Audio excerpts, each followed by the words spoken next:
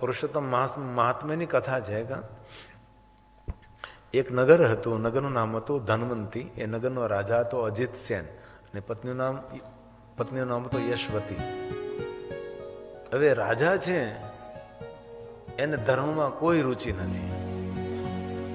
એટલા પાપ કર્મો કરે છે ને એટલા પ્રજાને દંડ કરે છે ને એટલી બધી કર વસૂલાત કરે છે કે પ્રજા તેનાથી ત્રાહિમામ થઈ ગયેલી રાજાથી.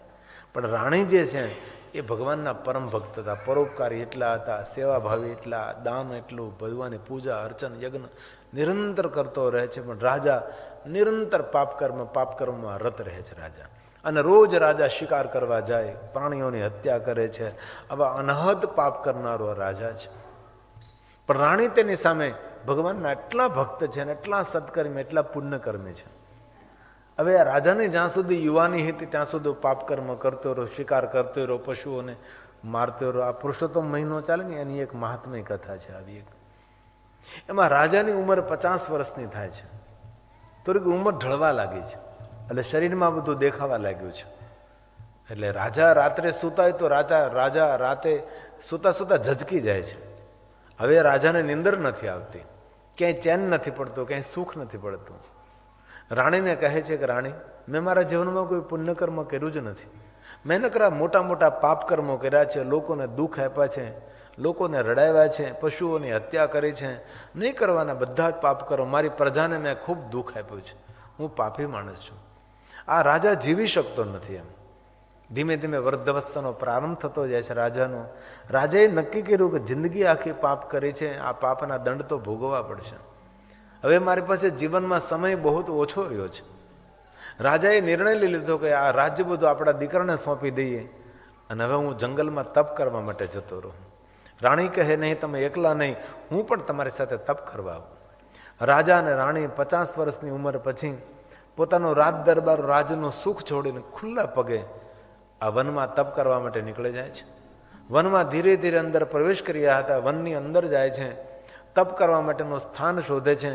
રાજા ભગવાનનું ભજન કરવા લાગ્યું. જિંદગી આખી બહુ પાપ કર્મો કર્યા છે, ક્યાંય શાંતિ નથી, બધે અશાંતિ લાગે છે, ક્યાંય ઉદ્વેગ, નિરંતર જીવ સંતાપિત થયેલો છે, નિંદ્રા આવતી નથી, બધા જ પાપો નજરે દેખાય છે. આમ સમય જવા લાગ્યો છે.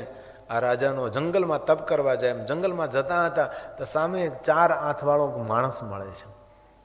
રાજાને એમ થયું કે 4 હાથવાળો માણસ જરૂર આ ભગવાન જ હોય. માણસ હોય તો 2 હાથ હોય અને તો 4 હાથ છે.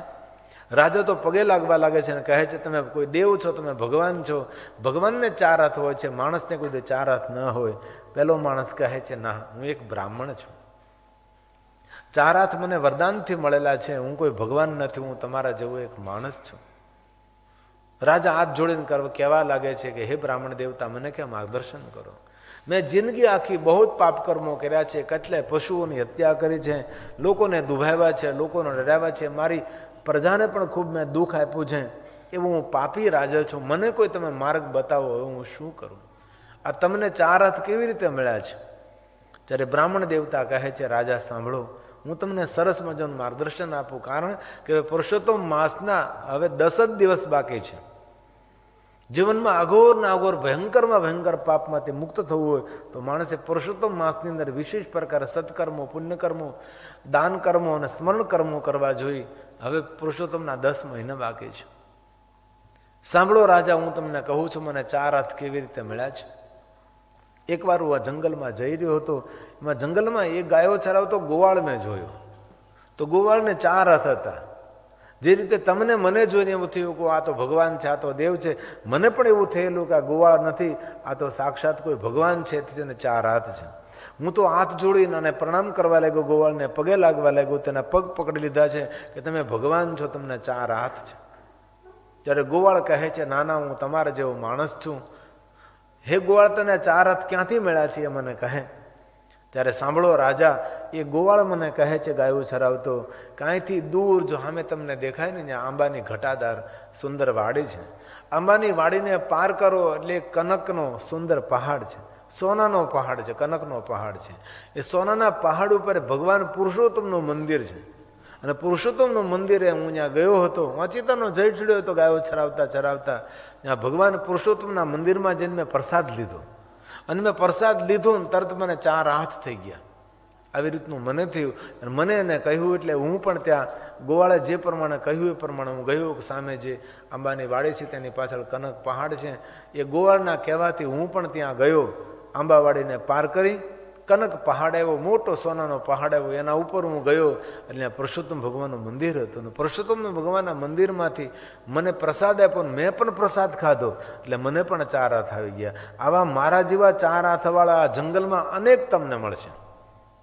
જેટલા જંગલમાં રહે છે બધા જ પુરુષોત્તમનું દર્શન કરવા ગયેલા છે.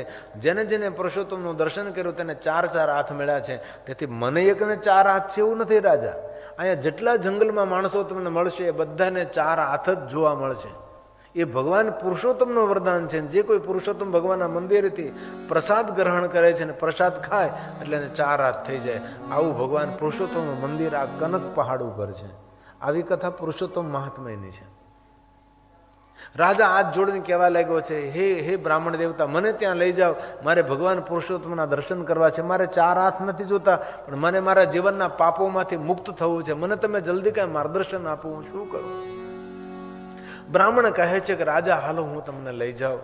રાણી પણ સાથે જોડાય છે, નજદીક આવે છે. બ્રાહ્મણને સોનાનો પહાડ દેખાય છે, પણ રાજાને સોનાનો પહાડ દેખાતો નથી. ત્યારે રાજા કહે છે કે તમને સોનાનો પહાડ, કનકનો પહાડ દેખાય છે, મને કોઈ કનકનો પહાડ નથી દેખાતો. ત્યારે બ્રાહ્મણ દેવતાએ કહ્યું કે રાજા, જેનું પુણ્ય હોય ને એને કનકનો પહાડ દેખાય, બાકી જેની પાસે પુણ્ય ન હોય એને કોઈ આ કનકનો પહાડ ન દેખાય. તમને દેખાતું જ નથી તો તમે અહીંયા પહાડ ઉપર પહોંચવાના કઈ રીતે? પહેલાં તો તમને પહાડ દેખાવો જોઈએ કે સામે પહાડ છે, તો તમે ત્યાં જઈ શકો છો. તો રાજાએ હાથ જોડીને કહ્યું કે હે બ્રાહ્મણ દેવતા, મારો ઉદ્ધાર કરો, હું બહુ પાપી છું ને મારા જીવનમાં નકરા પાપ કરો. 1 મિનિટ શાંતિથી બેસી શકતો નથી, શાંતિથી જીવી શકતો નથી, શાંતિથી ઊંઘી શકતો નથી, શાંતિથી ભોજન નથી કરી શકતો. હું મારા પાપોથી ત્રાહિમામ થયો છું. અને જિંદગીના પાપો બધા જ વૃદ્ધાવસ્થામાં ખૂબ યાદ આવે છે.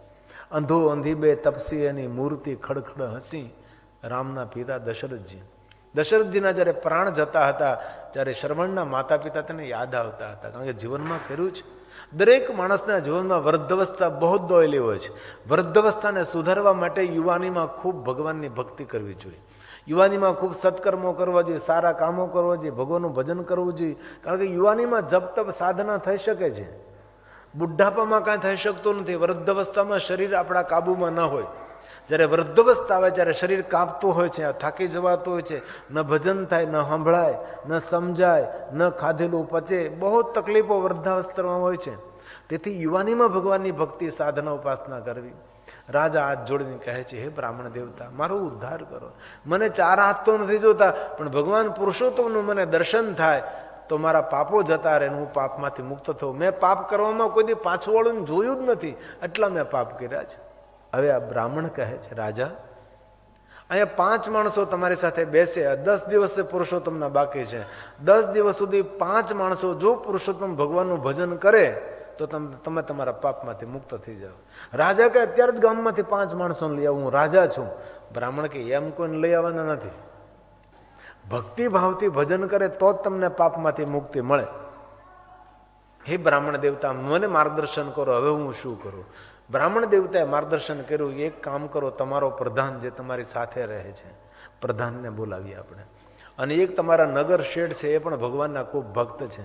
તમારો પ્રધાન પણ ભગવાનનો ભક્ત છે, તમારા નગર શેઠ પણ ભગવાનના ભક્ત છે. 2 કુલ 5 જણને આપણે ભેગા કરવાના છે. 2 તમે છો, રાજા રાણી, અને હું 5મો હું. એટલે 5 જણા આપણે 10 દિવસ સુધી પુરુષોત્તમ ભગવાનનું ખૂબ ભજન કરીએ. અને જ્યારે તમારું ભજન વધી જાય ને તમારા પાપ બધા બળીને ભસ્મ થાય, પછી તરત તમને કનકનો પહાડ દેખાશે. અને કનકનો પહાડ દેખાય એટલે તમને ભગવાન પુરુષોત્તમના દર્શન કરવા હું ત્યાં લઈ જાઉં. અને નગર શેઠને બોલાવ્યા છે, અને પ્રધાનને બોલાવ્યા છે, અને રાજા રાણીના બ્રાહ્મણ ભૂખા તરસ્યા 10 દિવસ સુધી ભગવાન પુરુષોત્તમનું ખૂબ ભજન કર્યું. આમ પુરુષોત્તમ મહિનો પૂર્ણ થવાની તૈયારીમાં છે. રાજા આંખ ખોલે છે, રાજાને કનકનો પહાડ દેખાવા લાગે છે. બ્રાહ્મણને કહે છે, બ્રાહ્મણ દેવતા, મને હવે કનકનો પહાડ દેખાય છે, તો હાલો રાજા, આપણે જલ્દી જઈએ અને પુરુષોત્તમ ભગવાનના દર્શન કરીએ. આ બ્રાહ્મણ અને રાજા અને રાણી અને પ્રધાન અને નગર શેઠ બધાએ કનકના પહાડો પર જાય છે. સાક્ષાત ભગવાન પુરુષોત્તમનો તેને દર્શન થાય છે. દર્શન થતાં ભગવાન પુરુષોત્તમ પ્રસાદ આપે છે. રાજાને ને રાણીને નગર શેઠને પ્રધાનને બધાને 4 હાથ થઈ જાય છે. અને પછી પુરુષોત્તમ ભગવાન કહે છે કે હે રાજા, હે બ્રાહ્મણ, નગર શેઠ, પ્રધાન, તમારે સૌને કયું વરદાન જોઈએ છે? ત્યારે બ્રાહ્મણ દેવતા કહે છે ભગવાન વરદાન નથી જોતું, પણ અમારે વૈકુંઠ લોકને જોવું છે. એ સમયે ભગવાન પુરુષોત્તમ આકાશમાં નજર કરે છે. સુંદર મજાનું વિમાન ઉતરે છે. વિમાનમાં ઉતરી નગર શેઠ, પ્રધાન, રાજા, રાણી અને બ્રાહ્મણ 5 જણા વિમાનમાં વૈકુંઠ લોકમાં જાય છે. તેથી પુરુષોત્તમ મહિનાનું જે વ્રત કરે છે તેને વૈકુંઠની પ્રાપ્તિ થાય છે.